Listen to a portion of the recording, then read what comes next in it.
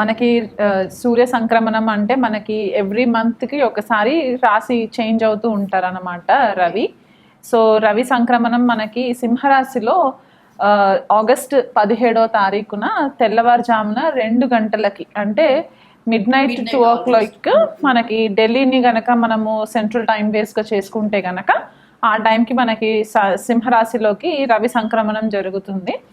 So దీని యొక్క effects మనకి చూడడానికి ద్వాదశ రాశుల వాళ్ళకి ఎలా ఉండబోతుంది అంటే జనరల్గా ఇప్పుడు మనకు ఆల్రెడీ సింహరాశిలో కేతు సంచారం జరుగుతూ ఉంది కాబట్టి రవి ఎప్పుడైతే కేతుని కంజంక్ట్ అవుతుందో ఆగస్ట్ 17th నుంచి సెప్టెంబర్ 17th వరకు కూడా మనకి రవి కేతుతో కలిసి ఉంటారు కాబట్టి ఇది ఎవ్రీ 18 years ఒకసారి వస్తుంది. అంటే 18 సంవత్సరాలకి ఒకసారి వచ్చే అరుదైన ట్రాన్సిట్ అనమాట. అంటే సింహరాశిలో స్పెసిఫిక్గా సింహరాశిలో 18 సంవత్సరాల తర్వాత వచ్చిన ట్రాన్సిట్.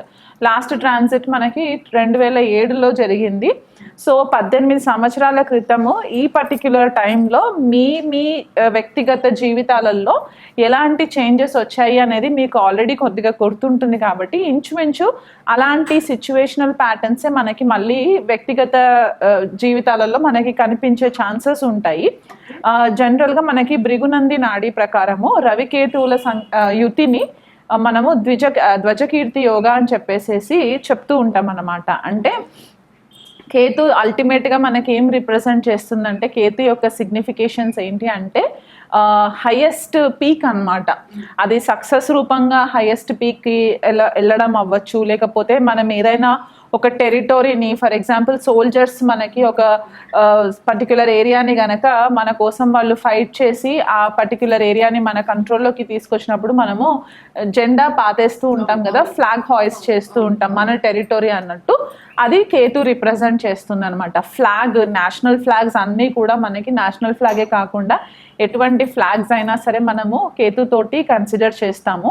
మన లైఫ్లో సూక్ష్మంగా జరిగే ప్రతి విషయం కూడా కేతు సిగ్నిఫై చేస్తూ ఉంటుంది.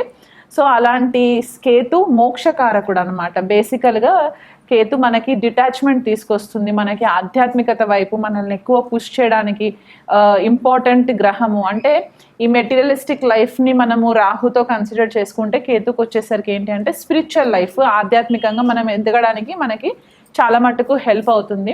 అండ్ ఇంకొకటి ఏంటంటే కేతు చాలా మటుకు ఐసోలేషన్కి కూడా కారకుడు అవుతాడు. మనకి అకల్ట్ సబ్జెక్ట్స్ అంటే మనకి ఇప్పుడు గుప్త విద్యలు, తంత్ర విద్యలు, ఆస్ట్రాలజీ, న్యూమరాలజీ ఇవన్నిటికీ కూడా మనకి సూక్ష్మంగా మనము డీకోడ్ చేయడానికి ఏదైతే నైపుణ్యం కావాలో అదంతా కూడా మనకి కేతు గ్రహం నుంచే వస్తుంది.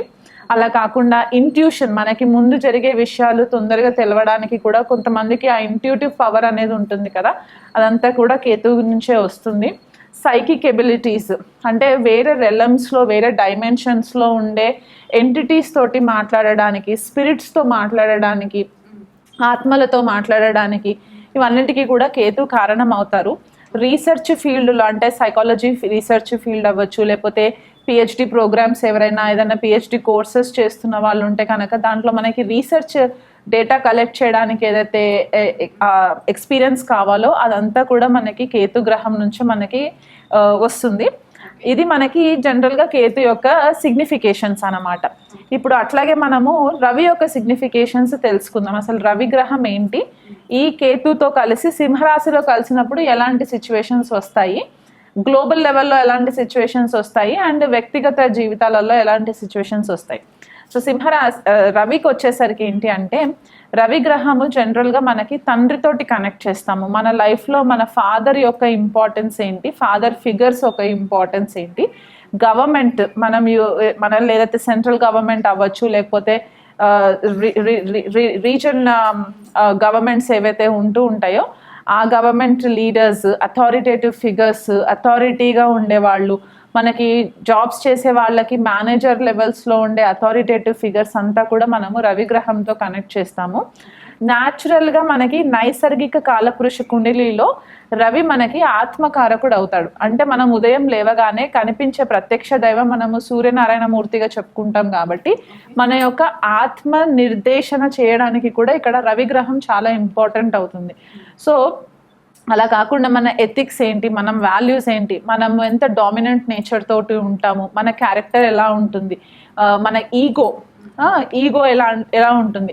రవి ఈగోని రిప్రజెంట్ చేస్తే కేతు ఈగోని బ్రేక్ చేసే గ్రహం అన్నమాట. ఎందుకంటే కేతుకి తల ఉండదు, ఈజ్ అ హెడ్లెస్ బాడీ కాబట్టి ఈగో అనే కాన్సెప్ట్ కేతుకు ఉండదు. మోక్షకారకుడు దేనిపైన ఇంట్రెస్ట్ ఉండదు కాబట్టి ఎప్పుడైతే ఈ ఈగో రిప్రజెంట్ చేసే రవి ఈగో లేని కేతుతో కలిసినప్పుడు ఎలాంటి సిచ్యువేషన్స్ వస్తాయంటే, ఎప్పుడైతే మనము ఈగోని సరెండర్ చేస్తామో అప్పుడే మనము సక్సెస్ వైపు అడుగులు వేయడానికి హెల్ప్ అవుతుంది.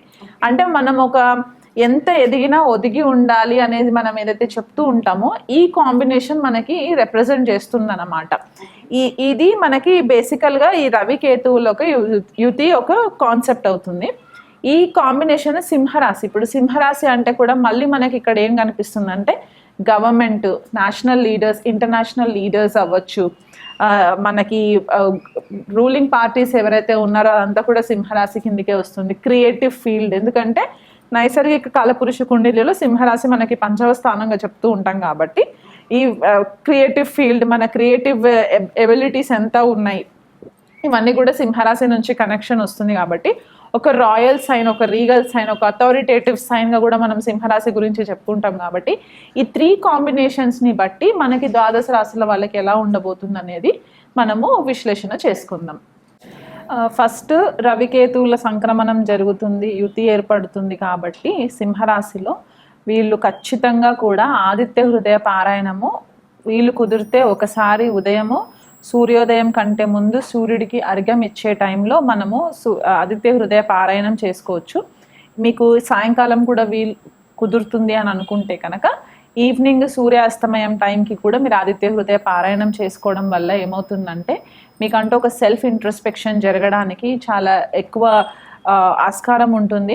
ఆత్మ పరిశీలన అని చెప్పేసి మనం అంటూ ఉంటాం కదా, అంటే మనల్ని మనము సెల్ఫ్ ఇంట్రోస్పెక్షన్ చేసుకునే క్రమంలో మనకి ఆదిత్య హృదయం ఒకటి హెల్ప్ అవుతుంది. ఇట్లాంటి టైంలో కొద్దిగా ఈగో ట్రిగర్ అవ్వడానికి కూడా కొన్ని సిచ్యువేషన్స్ అరైజ్ అవుతూ ఉంటాయి. కాబట్టి ఈ ఆదిత్య హృదయ పారాయణం చేసుకోవడం వల్ల రవికి కొద్దిగా బలం చేకూరుతుంది. అలాగే కాకుండా ఇప్పుడు మనకి వచ్చేది గణేష్ చతుర్థి కాబట్టి ఈ గణేష్ ఉత్సవాలలో ఏవైతే మనకి 9 రోజులు లేకపోతే 11 రోజులు మనము మండపాలలో వినాయకుడిని కూడా పెడుతూ ఉంటాం. కాబట్టి దగ్గరలో మీకు ఎక్కడైనా సరే మండపాలు ఉంటే కనుక అక్కడ రెగ్యులర్గా అర్చన చేయించుకునే ప్రయత్నం చేయించండి 11 days కూడా. అవి ఏవి కూడా కుదరలేదు, ఏదైనా అబ్రాడ్ కంట్రీస్లో ఉన్నారు అని అనుకుంటే కనుక దగ్గరలో మీకు ఏవైనా టెంపుల్ ఫెసిలిటీస్ ఉంటే కనుక అక్కడ వినాయకుడికి ప్రతి బుధవారం రోజు కూడా మీ పేరు పైన అర్చనలు కనుక మీరు చేయించుకున్నట్లయితే మీకు అది కూడా వెసులుబాటు ఉంటే చేయించుకోండి. అది కూడా మాకు పాసిబిలిటీ లేదు అని అనుకున్న వాళ్ళు, అంటే ఇంకా కొంచెం డెజర్టెడ్ కంట్రీస్లో అసలు హిందూయిజం లేని కంట్రీస్లో ఉన్నట్లు వాళ్ళు ఉంటే కనుక మీరు ఇంట్లోనే వినాయకుడిది అష్టోత్తరం ఉంటుంది కాబట్టి ఆ అష్టోత్తర పారాయణము ఉదయం సాయంత్రం గనక మీరు రెగ్యులర్గా చేసుకోండి. మేము తెలుగు సరిగ్గా చదవలేము అని అనుకునే వాళ్ళు ఉంటే గనక ఓం గం గణపతయే నమః అనే ఒక మంత్రాన్ని 108 సార్లు ఖచ్చితంగా పారాయణం చేసుకుంటూ ఉండండి ఉదయం సాయంత్రము. అలా కాకుండా సూర్య గాయత్రి మంత్రం కూడా మనకి అవైలబిలిటీ ఉంటుంది, మీరు గూగుల్ సెర్చ్ చేసుకున్నట్లయితే మీకు దొరుకుతుంది. అది కూడా మీరు ఒక 108 times చేసుకుంటే కనుక ఇవి రెగ్యులర్గా ఈ నెలంతా కూడా మీరు చేసుకోవడంతో పాటు మీ పితృదేవతలని ఎవరైనా మీ ఫ్యామిలీలో మీ పేరెంట్స్ ఎవరైనా కాలం చేసిన వాళ్ళు ఉన్నా, లేకపోతే మీ తాతయ్యలు అమ్మమ్మలు ఎవరైనా కాలం చేసిన వాళ్ళు ఉంటే కనుక వాళ్ళని స్మరించుకోండి. ఎందుకంటే రవికేతువుల యుతి జనరల్గా మనకి యాన్సెస్ట్రల్ కర్మాస్ క్లియర్ చేసుకునే ఒక కాంబినేషన్గా కూడా మనం చెప్పుకుంటూ ఉంటాం. కాబట్టి మీ పితృదేవతలని రెగ్యులర్గా ప్రేయర్స్ చేస్తూ ఉండండి. వాళ్ళకి నైవేద్యం పెట్టవలసిన టైం వచ్చినప్పుడు వాళ్ళకి రెగ్యులర్గా దీపారాధన చేసి నైవేద్యం పెట్టండి. మీ కులదేవత లేకపోతే మీ గ్రామ దేవతని కూడా మీరు మర్చిపోకుండా వాళ్ళని రెగ్యులర్గా ప్రేయర్స్ చేసుకున్నట్లయితే కూడా ఈ నెలంతా కూడా మీకు రవి యొక్క బ్లెస్సింగ్స్, కేతు యొక్క బ్లెస్సింగ్స్ ఖచ్చితంగా మీకు మీ ఫ్యామిలీ పైన ఉండడానికి ఆస్కారం ఎక్కువ కనిపిస్తూ ఉంటుంది.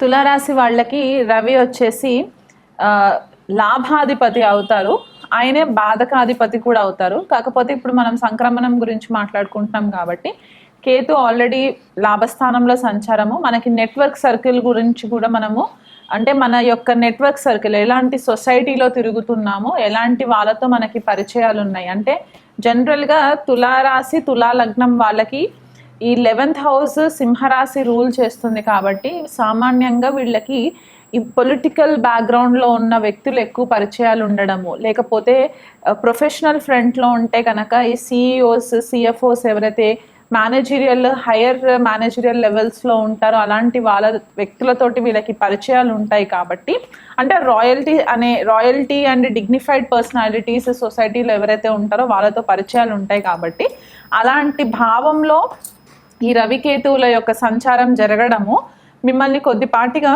డిటాచ్ చేస్తూ ఉంటుందన్నమాట. ఆల్రెడీ కేతు సంచారం అక్కడ జరుగుతూ ఉండడం వల్ల ఇది వరకు మీకు ఏదైతే ఆ లైమ్ లైట్ ఉండిందో తులారాశి తులా లగ్నం వాళ్ళకి ఇప్పుడు కొద్దిగా ఆ ఫోకస్ అనేది తగ్గుతుంది.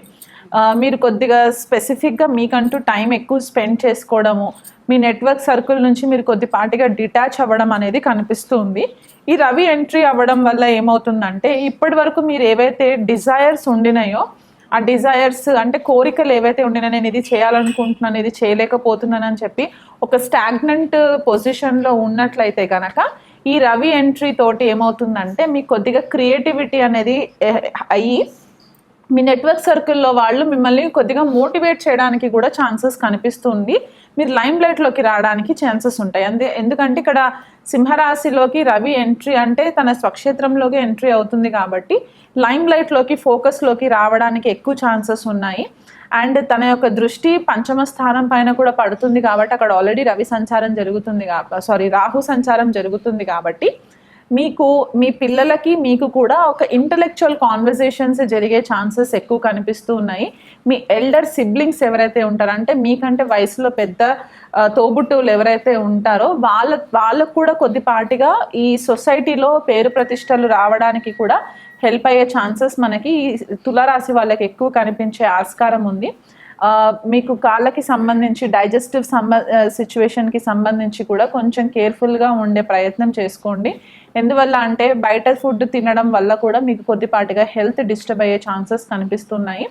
పంచమ స్థానంలో రాహు సంచారము, ఆపోజిట్లో రవికేతువుల సంచారము, అసిడిక్ ప్రాబ్లమ్స్ ఎక్కువ రావడము అండ్ రొమాంటిక్ అఫైర్స్లో కూడా కొద్దిపాటిగా అంటే కొంతమంది టీనేజ్ కిడ్స్ ఎవరైతే ఉంటారో వాళ్ళకి ఈ ఫ్రెండ్షిప్స్ కారణం చేత కూడా కొద్దిగా ఇల్యూషన్లో ఇప్పటి వరకు రాహు కనుక ఇల్యూషన్లో పెట్టుండి ఈ పర్సన్ రైటా రాంగా అనే ఒక కన్ఫ్యూషన్ స్టేట్ ఆఫ్ మైండ్లో కనుక మీరు ఉన్నట్లయితే కనుక ఈ రవి ఎంట్రీ వల్ల మీకు ఒక క్లారిటీ అనేది రావడానికి ఛాన్సెస్ ఎక్కువ కనిపిస్తుంది. మీ ఫ్రెండ్ సర్కిల్లో మీకు ఈగో క్లాషెస్ అయ్యే ఛాన్సెస్ కూడా కనిపిస్తూ ఉంటాయి. ఎందుకంటే రవి మనకి ఈగోకి కారకుడు కాబట్టి ఈ ఈగో క్లాషెస్కి మీకు ఎక్కువ అయినప్పుడు ఏంటంటే మాట పెరిగి కొద్దిగా అక్కడ రప్చర్ క్రియేట్ అయ్యే ఛాన్సెస్ కనిపిస్తున్నాయి. కాబట్టి ఆ విషయంలో కూడా మీరు కొంచెం కేర్ఫుల్గా ఉన్నట్లయితే కనుక ఈ నెలంతా కూడా మీకు పెద్ద ఇబ్బందికరంగా లేకుండా మీకు అన్నీ కూడా బెటర్గా ఉండడానికి ఛాన్సెస్ ఉంటాయి. ఒకవేళ మీరు గవర్నమెంట్కి సంబంధించి ఏవైనా విషయాలని కనుక మీరు దాచిపెట్టినట్లయితే కనుక గవర్నమెంట్ నుంచి కూడా మీకు కొద్దిపాటిగా ప్రెషర్ రావడానికి ఛాన్సెస్ కనిపిస్తున్నాయి. కాబట్టి ఆ విషయంలో కూడా కొద్దిపాటిగా కేర్ఫుల్గా ఉండండి.